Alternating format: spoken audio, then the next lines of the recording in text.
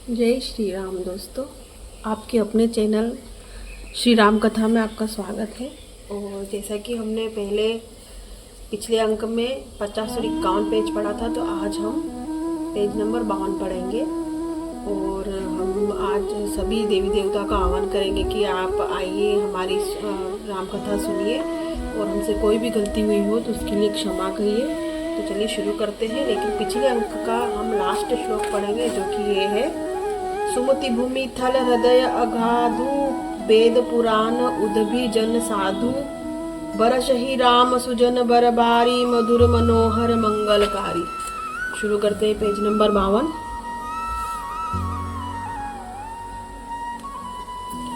लीला सगुन जो कहई बखानी, सोई स्वच्छता करई मल हानि, प्रेम भगति जो बरनी न जाई, सोई मधुरता सुशीतलताई। सगुण लीला का जो विस्तार से वर्णन करते हैं, वही राम सुयश रूपी जल की निर्मलता है, जो मल का नाश करती है। और जिस प्रेमा भक्ति का वर्णन नहीं किया जा सकता, वही इस जल की मधुरता सुंदर शीतलता है।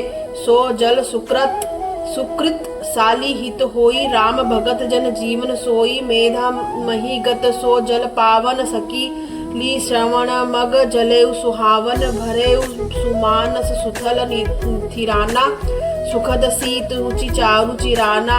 वह राम सुयश रूपी जल सत्कर्म रूपी धान के लिए हितकर है। और श्री राम जी के भक्तों का तो जीवन ही वह पवित्र जल बुद्धि रूपी पृथ्वी पर गिरा और सिमट कर सुहावने काम रूपी मार्ग से चला, और मानस हृदय रूपी श्रेष्ठ शिष्टान से भरकर वही जीवन हो गया, वही पुराना होकर सुंदर रुचिकर शीतल और सुखदायी हो गया। दोहा।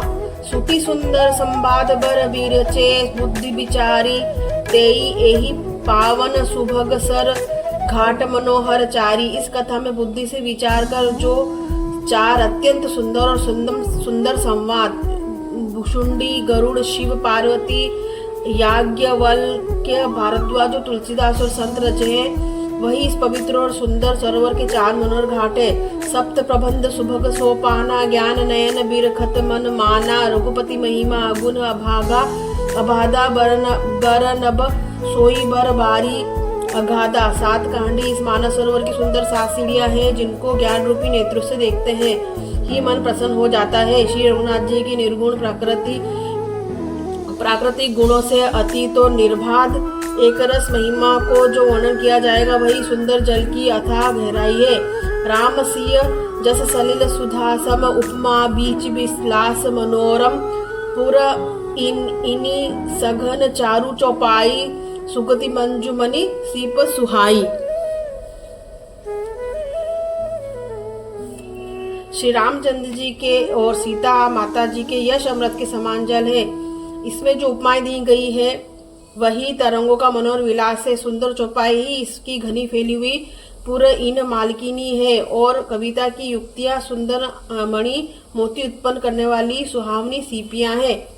छंद सोरठा सुंदर दोहा, सोई बहुरंग कमल कुल सोहा, अर्थ अनूप सुभाव सुभासा, सोई पराग मकरंद सुबासा। जो सुंदर छंद सोरठे और दोहे हैं, वही इसमें बहुरंग के कमलों के समूह सुशोभित है। अनुपम अर्थ, ऊंचे भाव और सुंदर भाषाई, पराग पुष्परज मकरंद पुष्परस और सुगंध है।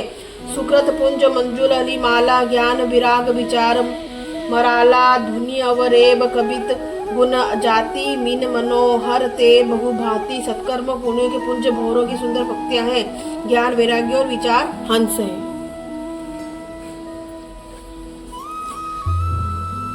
कविता की ध्वनि वक्रोक्ति गुण और जाति ही अनेकों प्रकार की मनोहर मछलियां हैं।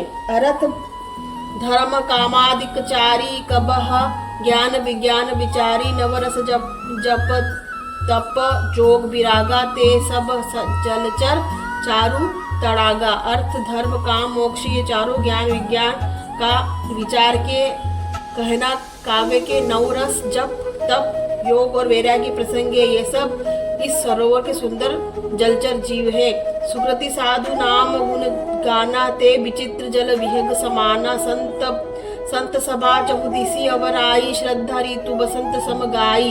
सुगति पुण्यात्मा जनों के साधु के और श्री राम के गुणों का ज्ञान ही गान विचित्र जल पक्षियों के समान है। संतों की सभा ही इस सरोवर के चारों ओर की अमराई आम के बगीचे हैं और श्रद्धा वसंत ऋतु के समान कही गई है। भगति निरूपम विविध विधाना, क्षमा दया दम लता बिताना, सम जम नियम फूल फल ज्ञाना, हरिपद रति रस वेद बखाना। नाना प्रकार से भक्ति का निरूपण और क्षमा दया तथा दम इंद्रिय यह निग्रह लताओं के मंडप है। मन का निग्रह, यम अहिंसा, सत्य, अस्तेय, ब्रह्मचर्य और अपरिग्रह, नियम, शौच, संतोष, तप, स्वाध्याय और ईश्वर प्रणिधान है। उनके फूल है, ज्ञान फल है और श्री हरि के चरणों में प्रेम ही इस ज्ञान रूपी फल का रस है, ऐसा वेदों ने कहा है। औरव कथा अनेक प्रसंगा, तेई सुख पीक बहुबरन बिहंगा।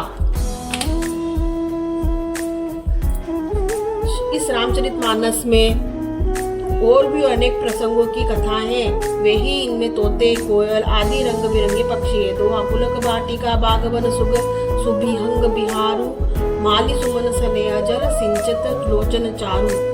कथा में जो रोमांच होता है वही वाटिका बाग और वन है, और जो सुख होता है वही सुंदर पक्षियों का विहार है। निर्मल मन की माली है जो प्रेम रूपी जल से सुंदर नेत्रों द्वारा उनको सींचता है। ये जे गावही यह चरित संभारे, तेही यही बातात अतुर रखवारे, सदा सुनहि सादर नर नारी, तेही सुरबन मानस अधिकारी। जो लोग इस चरित्र को सावधानी से गाते हैं वे ही इस तालाब के चतुर रखवाले हैं, और जो स्त्री पुरुष सदा आदर पूर्वक इसे सुनते हैं वे ही सुंदर मानस के अधिकारी उत्तम देवता है। अति खल जे विषयी बग कागा, एहि सर विकट निकट न जाहि अभागा, सुंबक भेक सेवार समाना, इह न विषय कथा रस नाना। जो अति दुष्ट और विषयी है वे अभागे बगुले और कौवे जो इस सरोवर के समीप नहीं जाते, क्योंकि यहाँ इस मानव सरोवर में घोंगे मेढक और सेवार के समान विषय रस की नाना कथाएं नहीं है। तेही कारण आवत ही हारे, कामी काक बालक बिचारे, आवत एही सर अति कठिनाई, राम कृपा बिनु आई न जाई। इसका अर्थ हम अगले पेज में है तो देखेंगे।